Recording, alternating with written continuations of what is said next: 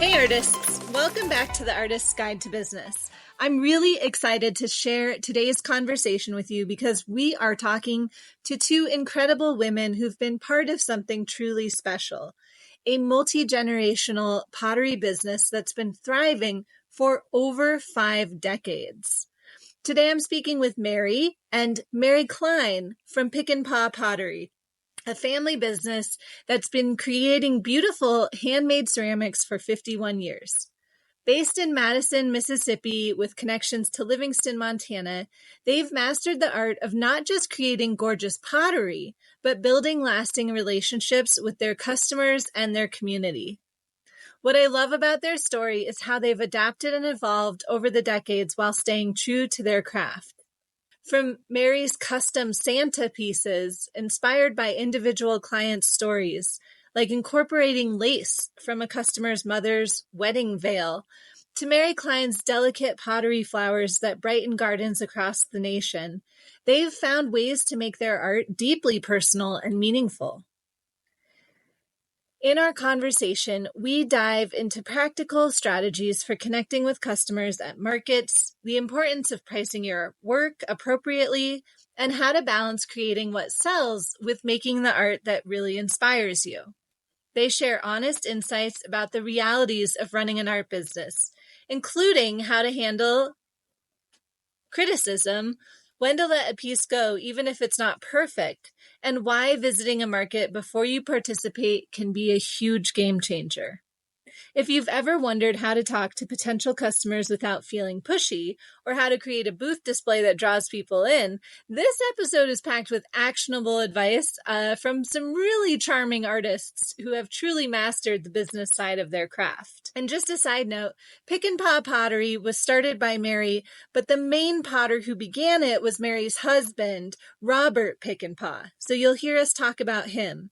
So Merry and Robert got married, and started Pickenpaugh Pottery in Madison, Mississippi, and they had children, including MerryCline Pickenpaugh, who is the other guest on today's episode. Thank you two so much for joining me today to talk about Pickenpaugh Pottery. One thing I want to do for this is start with our art, because we're artists and we're business, but we wouldn't be doing these businesses if we weren't artists. So I thought it'd be fun if we just talk about a piece of art you're excited about and that you have to share with us. My latest thing that I really enjoy doing are Santas, and they're not the typical Santa. I do all kind of designs on them and bling blings on them, and I'm inspired by what's happened that winter and that spring. A lot of it has to do with the designs I put on them, and I'm always changing them. Like I have a bee Santa in front of me. Yeah, describe it for us. So MerryCline had some honey from a friend of hers that had Yellowstone bees. Yeah, Yellowstone bees. Mm-hmm. And the honey was so good. And then the neighbor down the street had some beehives. And so I thought, I'm going to do something with bees. So that's how this one came about. And I tried some new things, not just with glazes, but with transfers and decals. I love the old grandma decals that you put on. I also love those so much. Yeah, and they give me like a visceral memory. Yeah, and then vintage ones you can't hardly find anymore. And this year I found a notebook that this lady had given me, and it was like she had given it to me probably 35 years ago, and it had decals in it. And I thought, I wonder if these are going to still work. And it was like a magnolia, which is the flower of Mississippi, where I'm from. And it was so magical knowing it came from her notebook. It still worked. Oh. And so it's more than just the Santa is just the form. Mm-hmm. And then from there, I try to specialize. So this year, I told this lady that I could press into the clay some lace, and it would have the lace on the Santa from her wedding veil. Oh my God! And so she said, "I have my mother's wedding veil, and do you think you can do it?" And so she brought it in, and the lace on it was so fragile. I thought, this is going to work, but the little pieces, the netting, but the little pieces of lace in there, what I'm going to do is I'm going to take those and put podge, harden them and hang them off the beard. And so I just hung little pieces of lace all off the beard. And then I put bling bling on the side of the Santa's head. And I took her mother's bracelet and other pieces of jewelry and just made a little charm come down. That sounds so special. Yeah. It sounds so incredible. I'm getting more and more into making them not just inspiration from things I have seen, but inspiration from people and what their memories are, Yeah. And this one guy came in about 2 years ago, and I had made a Santa turned fisherman, and he said, I'm looking, I loved your fisherman. My grandfather and I used to fish all the time. And I said, well, do you have any of his fishing lures? I can put his fishing lures on there. So and MerryCline's smiling like she's like, yeah, this is so special. Yeah, and Customizing them. Yeah, and so he brought this whole tackle, little bitty tackle box, and it had hooks and lures and string. What do you call it when you fish? What do you call that? Fishing line. Fishing line. Yeah, whatever. Yeah. And so I took a lot of that wasn't real large and put it on the Santa. And then the other part I went to Michael and got a metal little frame and put magnets on the big fishing lures and attached them to it, and then saved a picture for where he could put he and his grandfather. Oh, cool. And so, how did the picture frame fit with the Santa? Well, it's when you decorate and you put the picture behind the Santa, fisherman Santa, and so there's a picture of him and his dad fishing with all the other fishing lures and little notes he'd written, just little memories. Yeah, that's what I meant. That's, I make some birds and I make things that I want to make. Yeah, that's what I did. I really, if someone said, why don't you make this?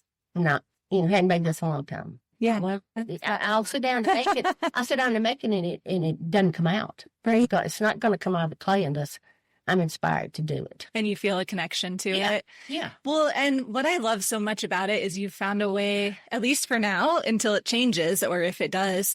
But like you said, you have that Santa as sort of the base. Yeah. Or the kind of concept. And then you can just build on that and customize it with what's inspiring you and speaking to you. Mm-hmm. And also what's speaking to the people who you're making them for. And I'll just set the scene a little. All right. So Merry and MerryCline are both part of Pickenpaugh Pottery, which includes Robert and Peyton. Mm-hmm. Is that right? Am I leaving anyone else out? Pretty much that's the main core family that does it. Okay. Yeah. Okay. So Robert and Merry started it 50 years ago? 51 years. 51 years ago. In Madison, Mississippi. Still going. So I met Robert when he was he was teaching art to teachers, and I was doing my student teaching. And I met him, and he went back to Ole Miss, and he got his Master's of Fine Arts in pottery. Okay. And then I started teaching. He was doing his pottery. We got married about 2 years later. And a funny story, I always wanted to do pottery when I was in school. They really didn't want you to take pottery at Southern Mississippi unless you were an artist. Okay. It wasn't like a recreation. Right. Okay. Right. So when I met Robert and he did pottery, I thought, oh, damn, I'll just marry one, Forget that, all that other stuff. That's pretty good. An easy way in. Yeah. But I taught school. He did his pottery. He is the potter that mixes his own clay, mixes his own glaze, builds his own kiln. He does everything from the old school pottery. Old school pottery. Yeah. Cool. I used to use a lot of his clay when I did a little bit of work that I did. And he liked a lot of grog and a lot of real throwing. And so when I finally purchased some clay from, what did I use? Laguna. B-Mix Laguna. And I thought, oh my God, look what I can do with this clay. Because it was just magical. It would just bend and fold and not crack and all the stuff that he was used to used to it. Yeah, that's the way he liked to do it. So he has his studio. I have my studio. I have my glazes, I have my clay. Even though we have our gallery and we do all our selling together, we're completely separated. Now, I'll fire some of his stuff, he fires some of my stuff, not very often, but when we get in a crunch, we do, because he just has a different rhythm than I do. That's great. Yeah. Yeah, because it's so important, especially, you know, as an artist in business, Right.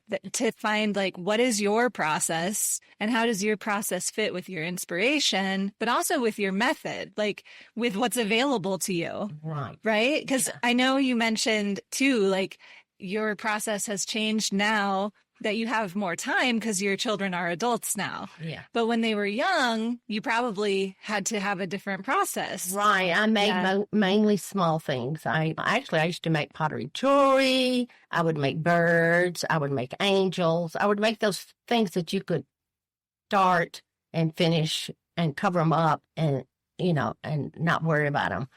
They would be okay. Yeah. With what I do now, I really have to, it's a process that's, you know, a month long. And in Mississippi, the drying, you never know exactly how things are going to dry. So you kind of have to be there. You can't be running somebody off to gymnastics class, you know. Yeah, like, that's fine. That's fine. But, you know, Can I ask you a follow-up question? Yeah, sure. So there's definitely some artists that I've been coaching or talking to who they're doing commission work or they're doing client work. And I have noticed a trend among a lot of them where their process hasn't quite been defined or clarified for them yet. And also, I've experienced this myself of this sense of like needing to get it perfect before you ship it. Or, you know what I mean? Like, Right. And I was just wondering if you've ever had an experience where, like, how do you stick stop? into a time frame? Yeah. And where do you stop? And have you ever sent anything out that you were like, it's maybe not my best, but I'm still okay with it? Or I don't do any commission. okay. Custom Santas, are they not commissioned then? Well, no, because they don't put anything down. They don't have to buy them. It's just inspired by just, them. I'm just inspired. Yeah, I'm inspired by that. Okay. So yeah. But even like, okay, outside of commissions though, have you created like, do you feel comfortable kind of ending the process or like sending something out when it's time? Yeah. Sometimes, you know, not every piece is going to be your best piece. It's just not. And that's okay. You know, when we have pots come out and we're like, oh, that's a second, you know, and because it has a small, whatever, a slight defect. People are like, where's the defect? You know, they don't see what we see. They're not creating that piece. That they don't look at it like I look at it. The person buying my piece is going to look at it like, this is the best piece I've seen. This is awesome. Thank you. You've created this masterpiece. Where me, I'm like, oh, well, this could have been slightly blended a little better. Or this petal on this flower needed to be bent more. Or, you know, just small things that I will be harder on and critique that it's okay. They don't see that. They won't see that. Right. They aren't the artist. Right. I'm my hardest critic, and I always will be. So, like, letting a piece go that's not 1,000% what I want it to be is okay. Yeah. Because you've got to move on to the next piece. Did you have to learn that? Or how did you come to realize that? Like, how do you, because you said I'm my own hardest critic. Yeah. So, like, how do you mitigate that criticism with yourself? You know, I actually reach out to a lot of my friends and have them come over and tell me what they see. What do you see? Oh. What do you see any problems with this piece? What would you change? And getting information from somebody that doesn't make pottery, that's a friend that will say, yeah, this looks like crap, or this looks amazing, or I can't see anything wrong with it, or yeah, maybe you could do this better. Just helps to get that outside perspective. Helps to get a little bit more perspective, because when it's just you in your studio staring at the same piece day after day after day, you got to get some outputs. You got to get some flow. You got to get some input. You got to let someone else kind of look at it with fresh eyes. Totally. And say, no, it's great. Move on. Yeah. You know? Yeah. That's hard. It is hard. It is hard. And just selling pieces like that is hard, but also seeing people's reaction and how happy they are with them. it's like, oh, okay, I don't have to work on this 6 more hours. I can stop now. Yeah, absolutely. So, thank you. yeah. Yeah. Well, Yeah, and I have Robert, we critique each other. Oh, yeah. And he's like, often I feel like I'm a student at his university where he's going, oh, well, now you could improve this. Yeah, I take that back. Robert Pickenpaugh is our hardest critic. Yes. And then me. Yes. And I always find it interesting when I'm working on some and there's a couple of people that Robert has that come in and volunteer and help him. He's always been able to just have volunteers come in. They just want to be there. It's his superpower. wow. But it's interesting because when I have like a set of 10, and I say, which ones do you like, the colors or whatever, probably more than 50% of the time, the ones they like are not the ones I like. Yeah. Yeah.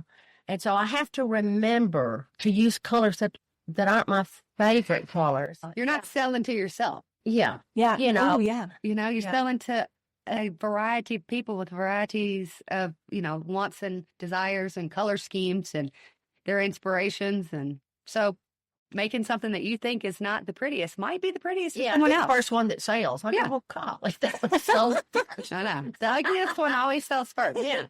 So don't price it lower because you think it's ugly because someone else is going to think it's beautiful. Yeah. You're like, oh, that's a brown Santa, Mom. First one. First one gone. First one gone. I mean, and the truth is, like, there's that myth, right? I kind of mentioned to you guys, I like talking about the myth of the artist and breaking that apart.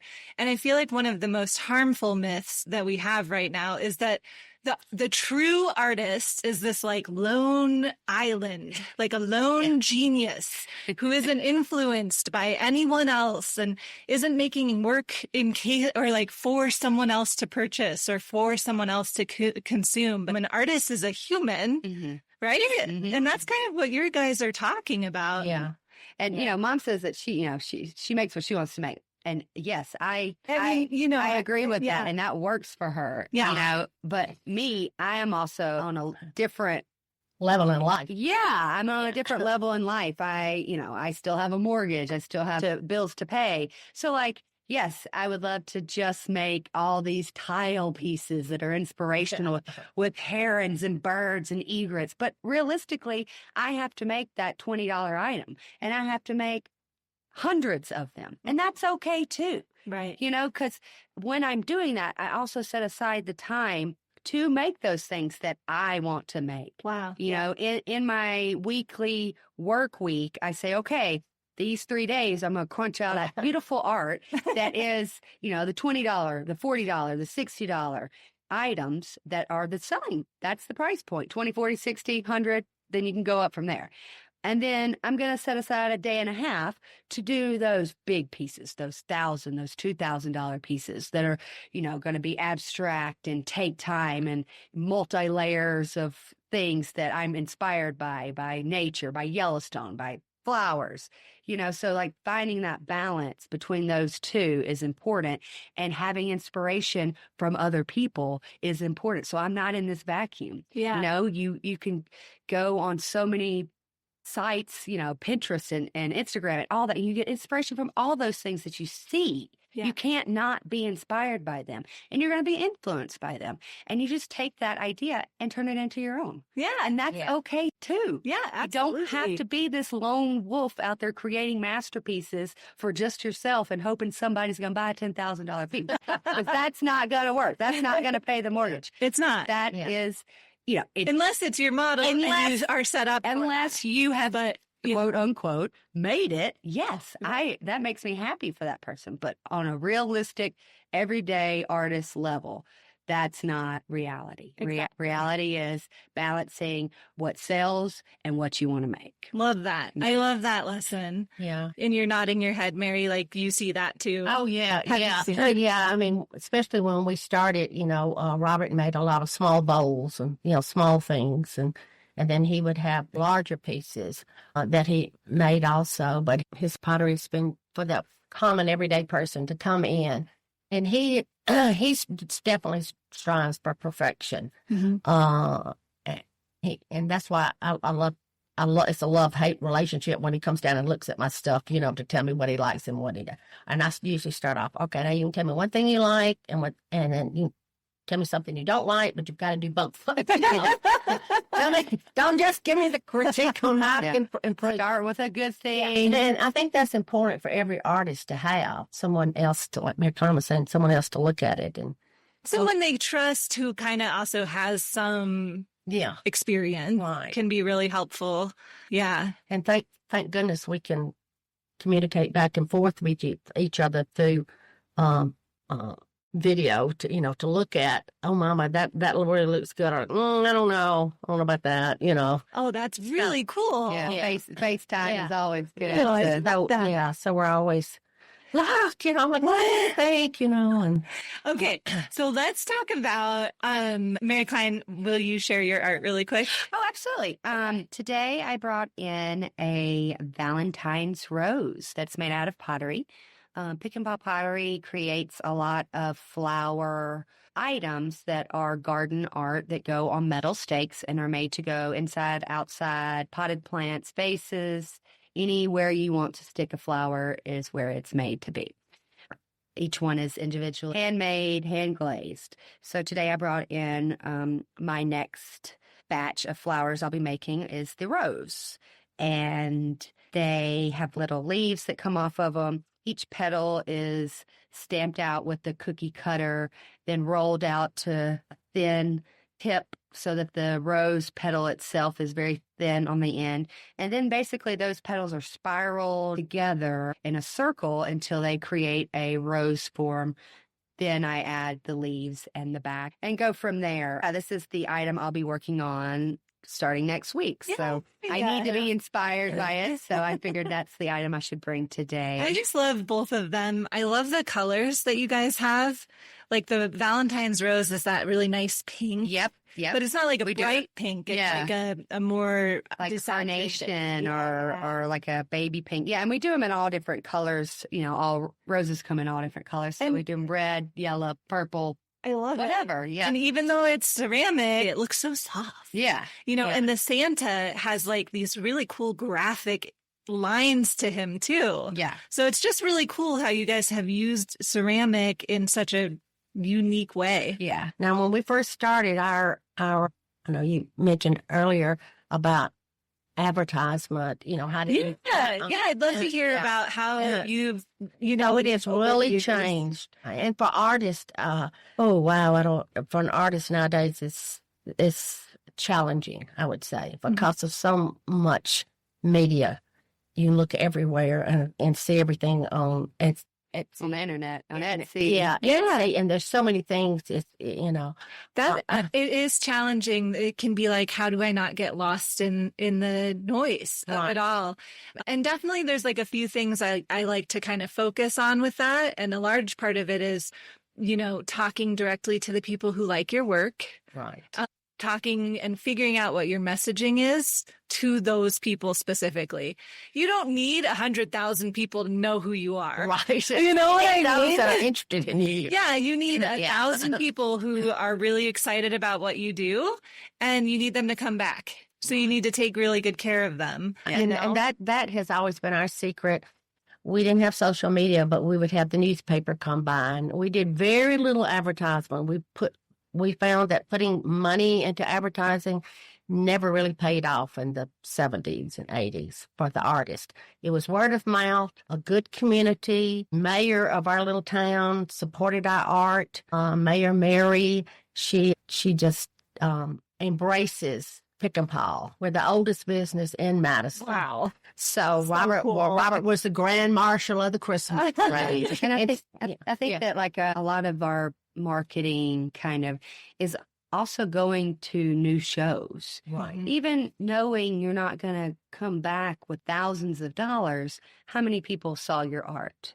How many people did you give a card to? How many people did you go up and talk to and sell yourself? Because ultimately that's what you're doing. Yeah. Selling yourself. So exposure on a person-to-person level I think, is how Pickenpaugh has started and has continued to be successful. Absolutely. Is having that personal connection with somebody. You guys are very charismatic people. You just enjoy talking to people. At least it seems that way.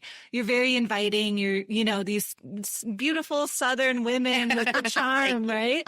But for our listeners who might be like, oh, I do want to go to a market, but I'm shy. Yeah. Or I don't know how to engage people without feeling like I'm pressuring them into sales or I'm being sleazy or, what are some like really practical tips you have for how to talk to people when they're looking at your art or coming into your booth? I guess the first thing I do is I tell them, thank you for coming to the show. If you have an opportunity, we do have a gallery in Madison, and give them a card. And then I'll usually pick up a piece if there's, not a lot of people around that you can spend time with, pick up a piece and say, or if they're looking at something, just tell them about it. This is a piece that I made, blah, blah, blah, blah, blah. Here's what inspired me. Or, this is Robert's. He's really into doing this now. And just not even try to sell it, mainly educate them. Mm-hmm. I think, and I was going to tell me more about that. And educate them about the piece and the inspiration. Yeah. So I was a teacher, and so the way I go about things is through education. When they come in the gallery, have you ever been in before? Would you like to look at all the stuff? Have you ever done pottery? Just not. Here's what we have to sell. Right. It's never that, mm-hmm. and it didn't with Robert either. I think it's more about asking them questions, getting them to talk. Yeah. Because, some people don't want to hear about the piece and some people do. And learning how to read a person is very important. Reading the room. Does this person want me to talk to them? Or are they more private and they just kind of want a moment with the art? So looking at the person and are they engaging back? Yes. Okay. Well, then let's continue talking. If they're not, then okay, just be like, I'll let you look around. Just holler if you need anything or have any questions. Right. Sometimes that is just the easiest way to go about it is trying to read them. But then also, like Mom said, talking about the piece and then asking them if they know anything about pottery. Have they done pottery? Would you like to do pottery? Well, when you're looking at pottery, this is maybe something you can look at for quality. How heavy is the piece? Have they finished the bottom? Just like she said, educate them on the product itself. Wow. So that they can see, okay, this is what kind of the standard is for your art, your type of art, whether it be pottery or painting or whatever, mm-hmm. glasswork, doesn't matter. There's going to be a more finished version of that. And if can show them that in your piece, they'll be like, oh, I didn't know that. I've learned something. I've connected with you. And then from there, that's, selling yourself. Yeah. But not pushing your product. No. Yeah. And I think like that's very similar to what I've experienced. I'll often ask a question like, I noticed you're looking at that painting. Is there something in it that's speaking to you? Yeah. Right. Or, at markets, I'll be like, are you doing some Christmas shopping? Which clearly they are. Yeah. But you can, if that's like, what are some other good entry, like initial words that we can say to people? I usually just say, how's your day going? Yeah. How you doing today? Welcome to the show. Yeah. Welcome to the market. You looking for anything in particular? Yeah. Have you been here before? I love it. Yeah. Very basic questions is a good intro. Is a really good way to get started, and you don't have to be really intense about it. Okay, my follow-up. I think a lot of people get really intense about it because when they go to a show, they're counting numbers of sales as their success or their not success. And while I think it's important for artists to always be aware, where are we getting our financial impact from and where are we making the money? Are we showing up to shows thinking we're going to make money and then finding out the organizers didn't actually market it. Yeah. Being critical of these things is really good.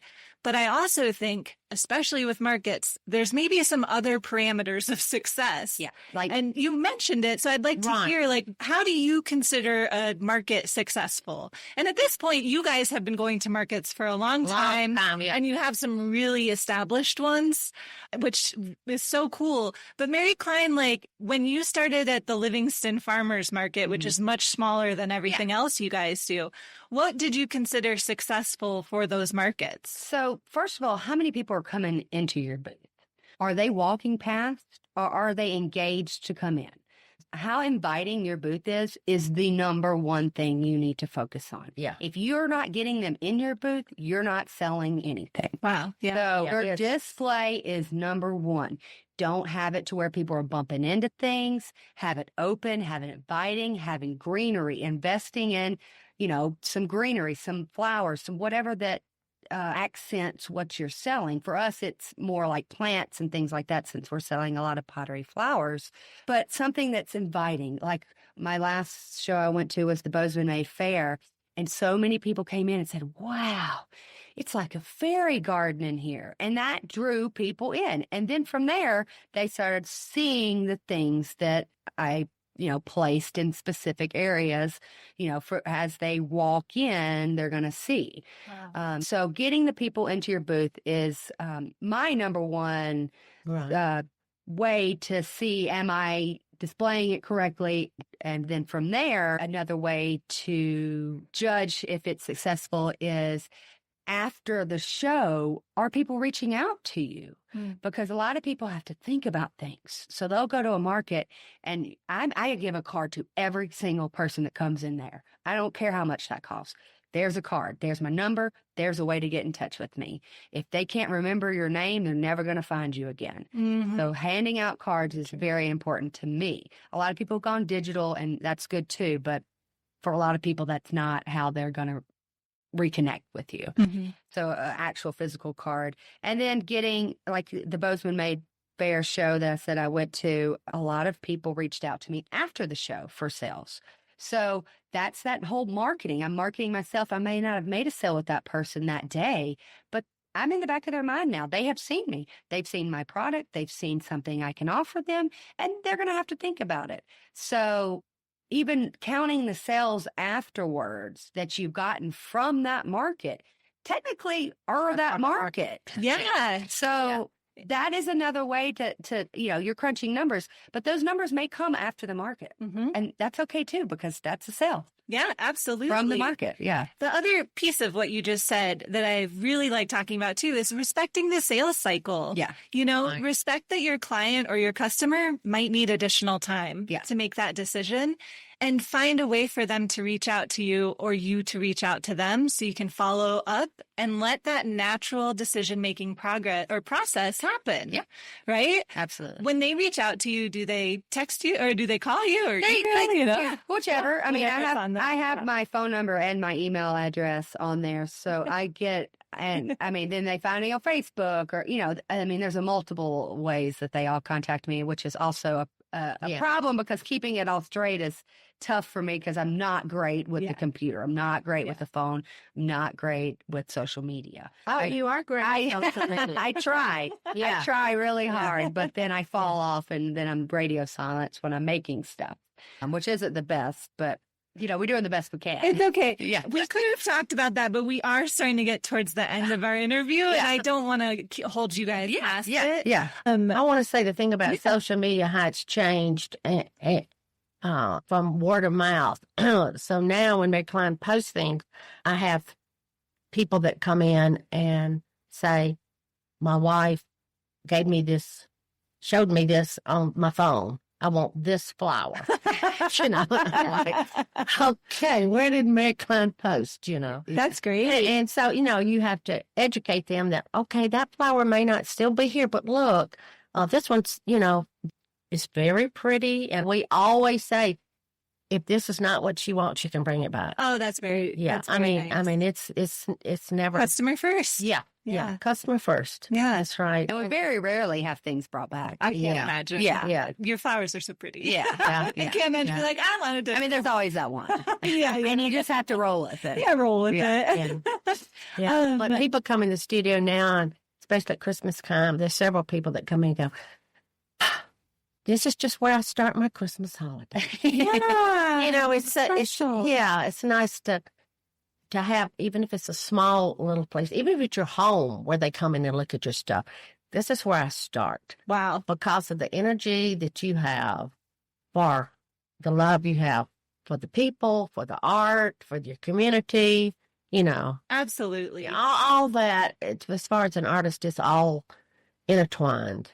It To is. me, it is. Oh, it Anyway. totally is. Yeah. Absolutely. And I think, too, with social media and the internet and everything, it seems like a lot of people think that to be successful means going and getting 100,000 followers on Instagram, and that their buyers are somewhere, quote, out there. Yeah. But they're not. They're not. part of your community, most likely. At least that's where you're going to start. Right. Most likely. Yeah. And your experience is speaking to that. So I was Right. just trying to highlight that a little bit. Okay, you guys, this has been great. I would love to hear if you have a piece of advice for someone who has never gone to an art market before and they want to start. What would the first few things be to get them going on that? I think one of the things is visit that market before you go. That's really good advice. Yeah. You know, and Yeah. it's something I would absolutely skip. Yeah. Visit that market before you go, and you can see your clientele. Mm. And so, is it a clientele of just older people? Is it younger people? Is it mixed? You know, and then you'll have a sense, maybe not of what to bring, but you'll just have a sense of the market. You'll know what's going on. You know where you're going. It's like you're not on a blind date. Yeah. Really? So yeah, you know the guy, Yeah. you know, or the woman, or whatever. You know what to wear. Yeah. You know, if Yeah. he's showing up in sweatpants. Yeah. Exactly. You don't want to be in your. Yeah. Well, maybe you don't want to go on that date then. Yeah. Yeah. Or maybe you do. You skip that show. Right. Okay, so that's a really good piece of advice. Maybe go to the market first before you sign up for it, so you have sense of what it is, mainly who the clientele is. And the booths. You should be very aware of how the booths are set up.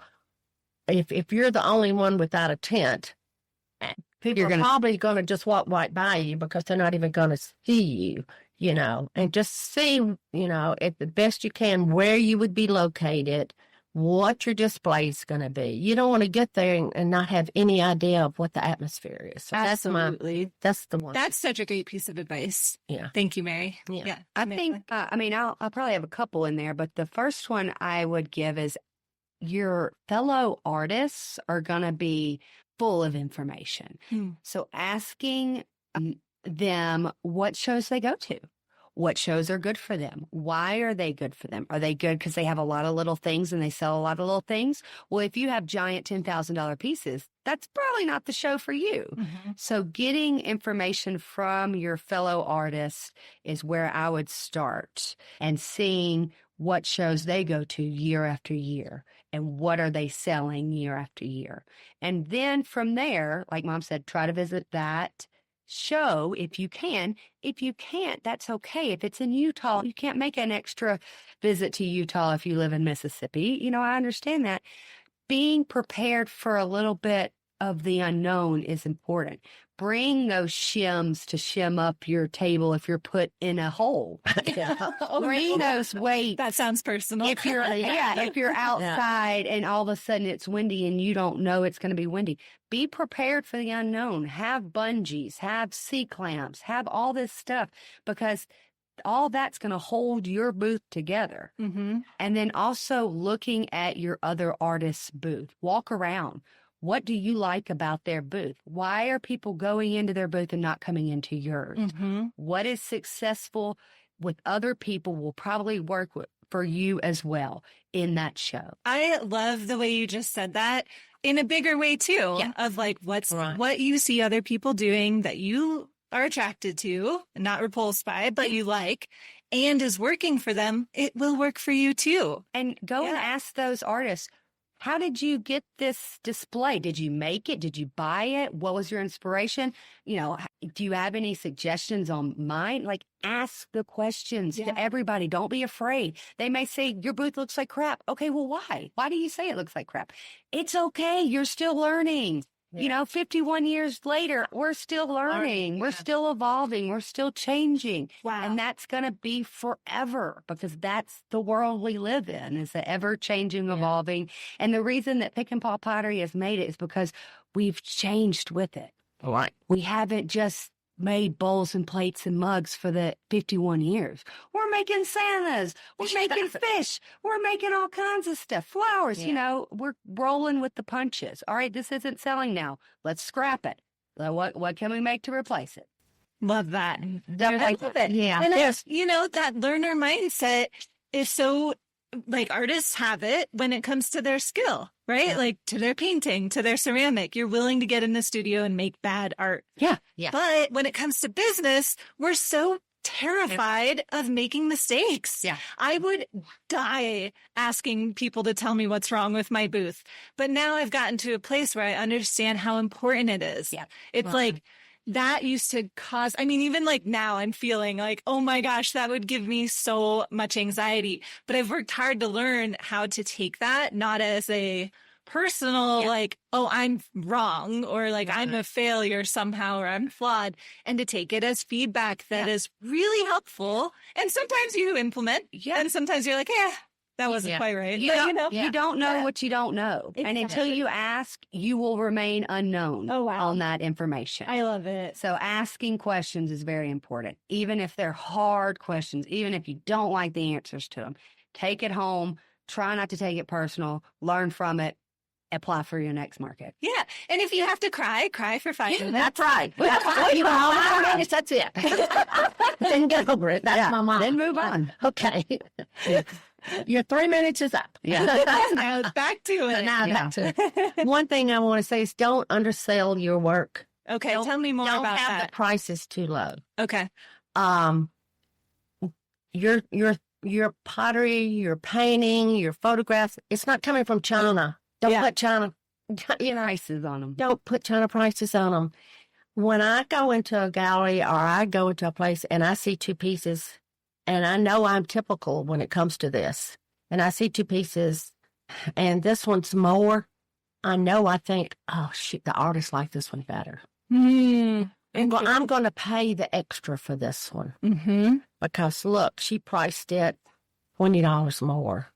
I'm going to pay that extra $20. We normally, because I got the piece she likes. Yeah, we like, that's just human nature. It's human psychology. It is totally economic behavior. Yeah. We'll buy the salt that's 5 cents more. That's right. Even though they're the exact same right. salt. Yeah, exactly. Yeah.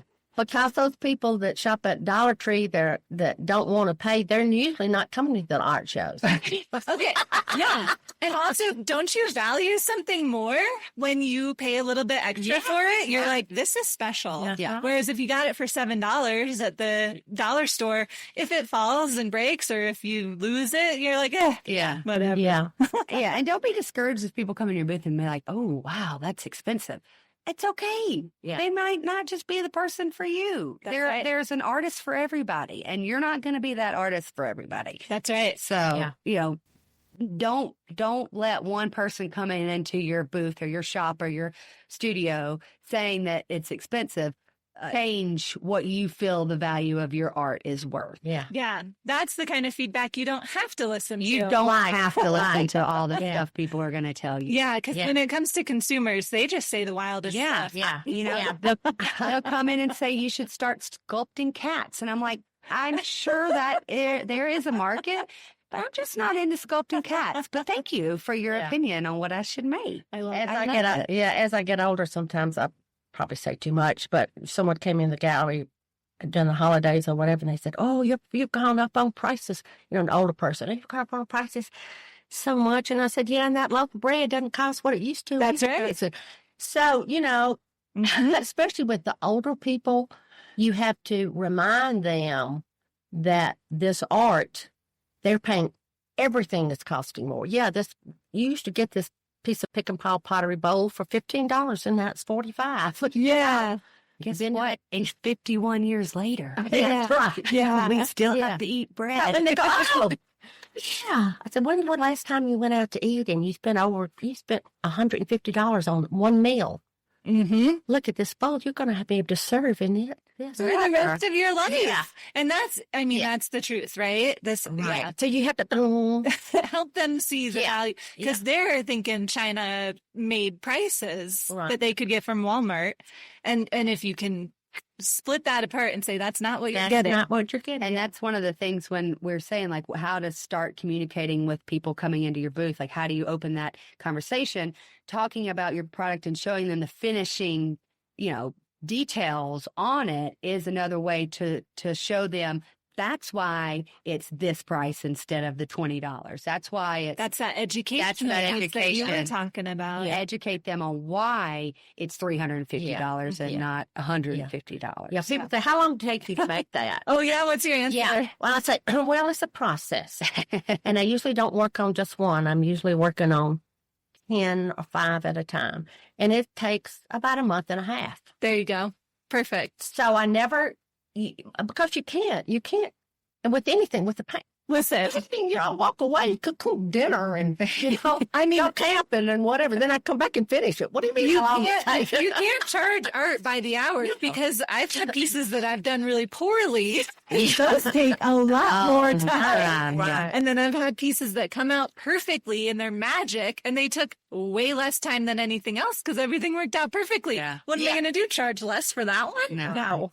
We can get into this, but you guys need to get going. Yeah. But I just wanted to say thank you very, very much, you guys. And is there anything you didn't get to say that you would like to say? And if there's not, no problem. Well, I just want to say, especially to people that are beginning to have confidence in themselves, Robert's mother, when we first went into business, used to tell him, when are you going to get a real job?